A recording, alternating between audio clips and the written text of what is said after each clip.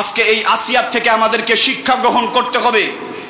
আজকে আমরা দুনিয়ার জমিনে কোরআনুল কারীমের যে পর্দার বিধানটা আছে, এই পর্দার বিধানটা যদি আজকে আমরা ভালো করে মানতাম, খোদার কসম আসিয়ার এমন নির্মম পরিণতি দেখতে হইতো না। ঠিক না বেঠিক? আজকে আমরা মনে করি দুলাভাইয়ের সামনে শালি যাওয়া কোনো ব্যাপারই না, তালইর সামনে বাইর হওয়া কোনো ব্যাপারই না। অথচ উলামায়ে কেরামগণ চিৎকার কইরা কইরা গলা ফাড়েন যে তোমরা পর্দা মাইনা চলো, দুলাভাইয়ের সামনে পর্দা করো, তালইর সামনে পর্দা করো, দেবর ভাসুরের সামনে পর্দা করো, কিন্তু তারা পর্দা করে না। আজকে এই আসিয়ার মৃত্যু আমাদেরকে চোখে আঙুল দিয়ে দেখা দিয়া গেছে, দুলাভাইয়ের কাছে কখনো শালি নিরাপদ হতে পারে না। ঠিক না বেঠিক? এই বাচ্চাটা তো নাবালিগা, এই নাবালিগা বাচ্চা যদি তার কাছে নিরাপদ না হয়, একজন বালিগা শালী কেমন ভাবে দুলাভাইয়ের কাছে নিরাপদ হয়? কেমনে হবে? মুসলমান এখনো যদি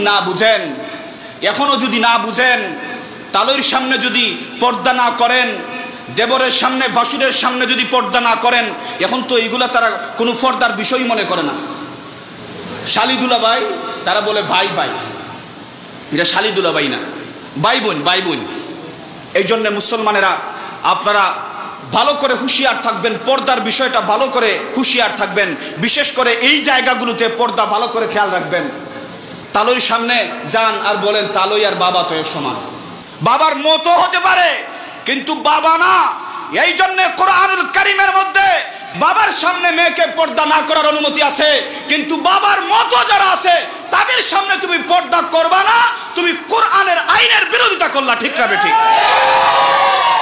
ও মুসলমানেরা, এইগুলাকে নজরে আনার চেষ্টা করেন। প্রত্যেকের ঘরে যদি আপনারা সোচ্চার হয়ে যান, ইনশাআল্লাহ এই দেশে আর থাকবে না, যদি আমরা সতর্ক হয়ে যাই। কিন্তু কোরআনুল কারীমের আইন আপনারা মানবেন না, পর্দার বিধান আপনারা মানবেন না। খোদার কসম, আপনারা যতই আইন শৃঙ্খলা এই বাংলার জমিনে কায়েম করেন না কেন, এই বাংলার জমিন থেকে দর্শন দূর হবে না। ঠিক না বেঠিক? পর্দার আইন আপনারা চালু করেন, কিচ্ছু লাগবে না, এমনিতেই এইগুলা দেশ থেকে দূর হয়ে যাবে। আল্লাহ তাআলা যেন আমাদেরকে বুঝার তৌফিক দান করেন। সকলে পড়ি আমিন। আমরা এই জন্য এটা না যে আসিয়ার এই নির্মম পরিণতি হয়েছে এই জন্য আমরা আফসোস করতেছি না। এই বাচ্চাটার জন্য কলিজার মধ্যে রক্তকরণ হয়। আরো দুনিয়ার জমিনে আরো অনেক আসিয়া আছে, যাতে বাংলার জমিনের আর কোনো মেয়ে আসিয়ার মতো না হয়।